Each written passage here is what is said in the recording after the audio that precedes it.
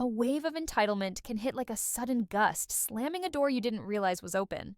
I was standing in the kitchen of my brand new beach house, admiring the shine of the white cabinets and the soft pulse of the waves outside, when my phone rang and Brooke's honeyed, imperial tone filled the line with an announcement I had apparently been drafted into. Eleanor, we've decided to spend Christmas at your beach house. My 17 relatives and I will arrive on Christmas Eve and stay through New Year's. Please have everything prepared.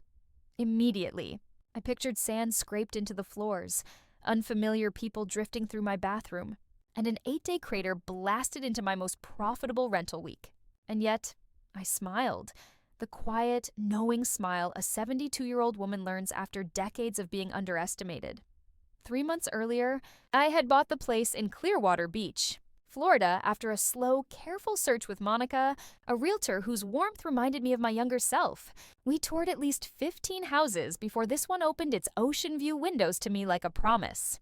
4 bedrooms, modern fixtures, perfect for peaceful mornings and even better for high-season rentals.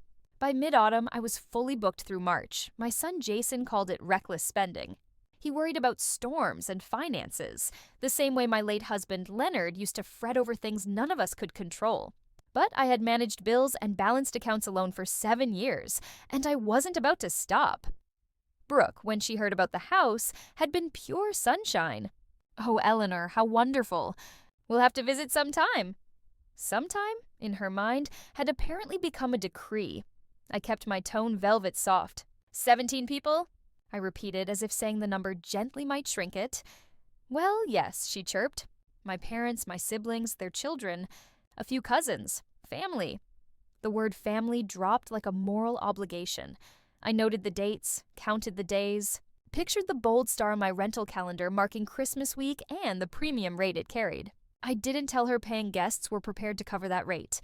Instead, I said, "Of course, dear. Everything will be ready." And I hung up with that same small smile. At 8 a.m. the next morning, I called Linda, my accountant, one of the few people who has never spoken to me as if numbers should frighten women. "Hypothetically," I began. She laughed, already sensing the truth behind the word. "Holiday week. Oceanfront property. 4 bedrooms.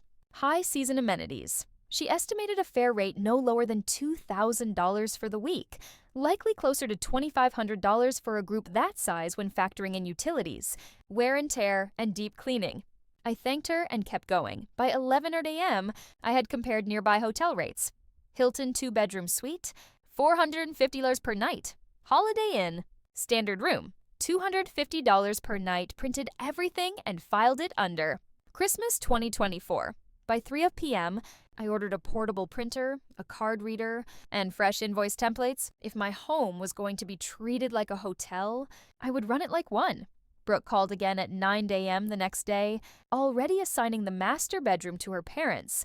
Because of her father's back, dividing the guest rooms among her siblings and their children, and leaving the rest of the sleeping arrangements for everyone else to figure out. Then she breezed into meal planning. "You know the kitchen, Eleanor. We'll pitch in for groceries. Maybe a couple hundred."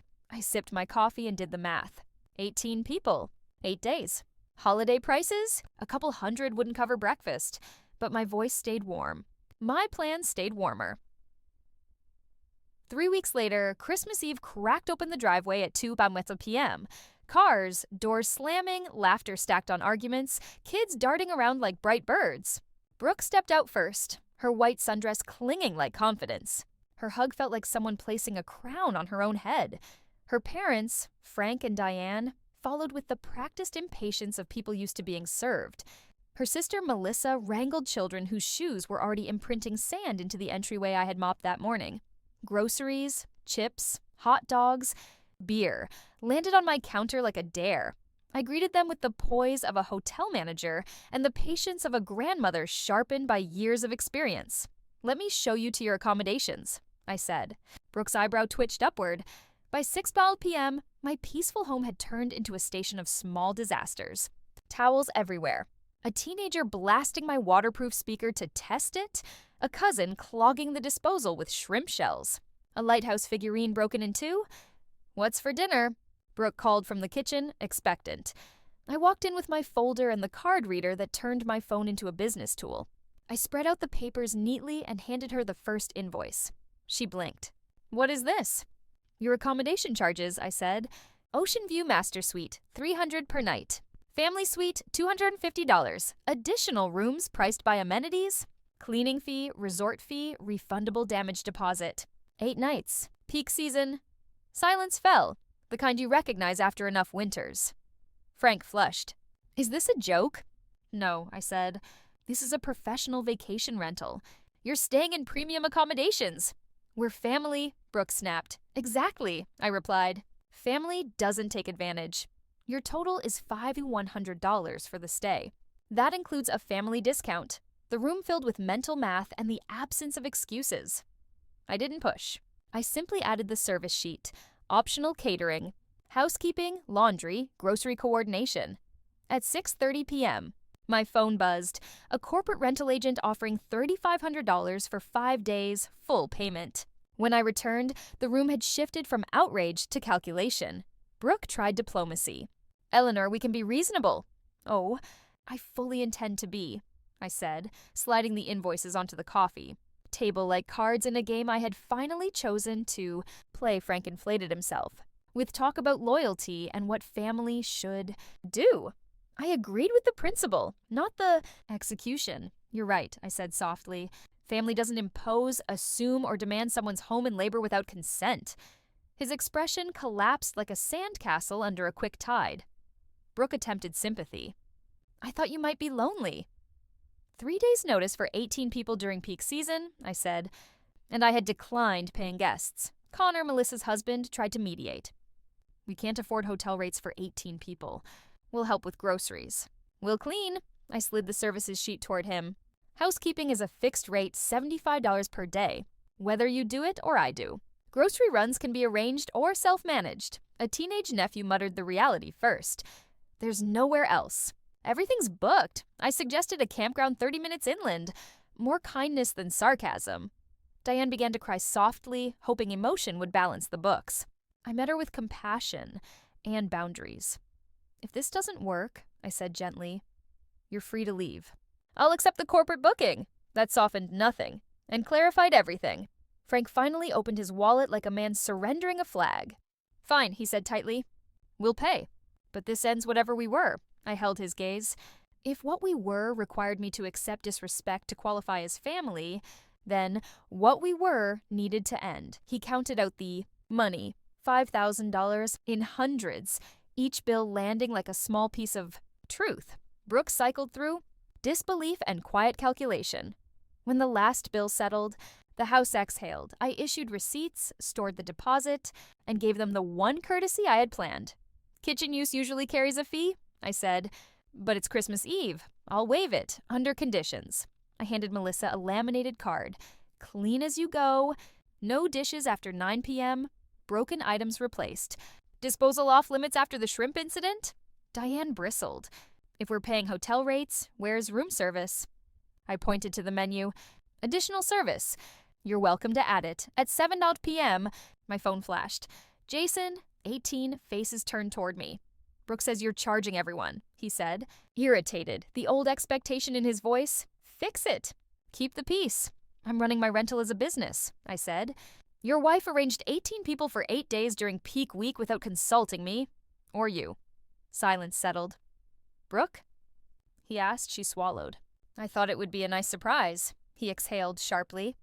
"For whom?" We walked him through the math and the paid invoice. His voice cooled.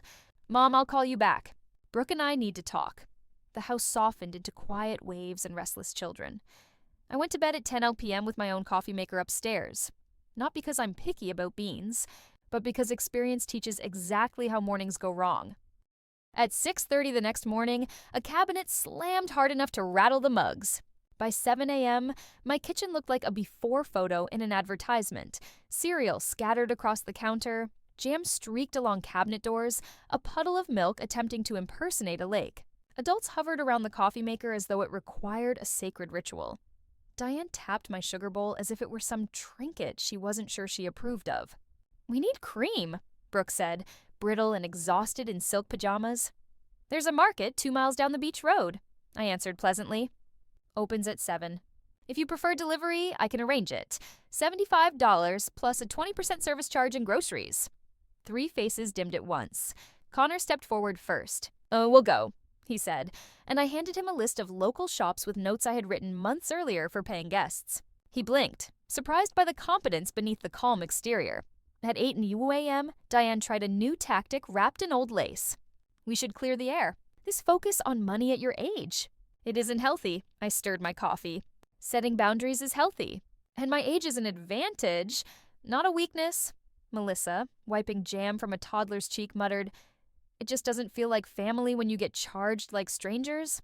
I looked at her gently. When was the last time I was invited to anyone's home for 8 days? Her silence answered for her. Through the glass, I saw Brooke on the deck with her phone, the wind tugging at her hair. Even with the ocean muting half the conversation, I saw her expression shifting as Jason spoke. The sharp edges softened. Something honest broke through. She came back inside looking smaller, younger, real. "Jason wants to talk to you," she said quietly, passing me the phone. His voice was steady. "Mom, I'm sorry. I didn't know how any of this was arranged.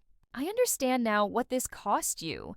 I told him the business part was settled. The remaining question was what kind of family we intended to be inside that balance. He exhaled, half heavy, half relieved. "Brooke will apologize. We'll fix this." Then something neither of us planned happened. Brooke sat at my table and cried. The sincere kind, not the polished, strategic kind. "I wanted everyone together," she whispered. "I wanted to do what Evelyn Hart used to do, but I didn't know how." I panicked. The room shifted again. Grief had entered quietly, like a guest who remembered to take off their shoes. Evelyn Hart had been their matriarch. Effortless gatherings, warm traditions, years of quiet labor that made celebrations look natural. She was gone now, and Brooke had tried to wear a crown she wasn't ready to hold. I pulled a legal pad from the drawer at 9:30 a.m. At the top, I wrote Christmas. Let's make this work the right way. I began assigning roles like the project manager I once was, a part of myself I hadn't realized I missed. Melissa, kids. Connor, groceries and menus. Frank and Diane, sleeping arrangements. Brooke, communication and scheduling. It was remarkable how quickly the tension thinned when everyone was contributing instead of assuming. By evening, the house smelled of cinnamon and roasting chicken. Children played on the deck. Adults moved around each other with tentative cooperation. Conversations softened. At 8 p.m., we all stepped outside to watch the shoreline glow with holiday lights. Brooke stood beside me, hands tucked into her sleeves like someone learning to be humble. "Thank you for not sending us away," she said quietly. "You weren't the problem," I replied. The expectations were. She nodded, eyes glistening. "I understand that now." And she did. Truly. The rest of the week wasn't perfect. Families never are. But it was honest. People cleaned up. Dishes didn't pile. Roles were respected. And for the first time in years, I felt like part of something that wasn't built on assumption, but on choice. On New Year's morning, as everyone packed their cars, Jason called again. "Mom," he said, "next year, can we plan Christmas with you?" "Not around you." I smiled, watching the waves roll in steady and patient. "I'd like that," I said. The driveway emptied. The house grew quiet again. But this time, it felt like peace. Not emptiness. I wiped the counters, brewed a fresh cup of coffee, and opened the windows to the warm Florida breeze. My home, my rules, my life. Finally shaped by boundaries that held firm. Sometimes the greatest gift you can give your family is teaching them what you will no longer carry. And sometimes the greatest gift they give back is finally learning it.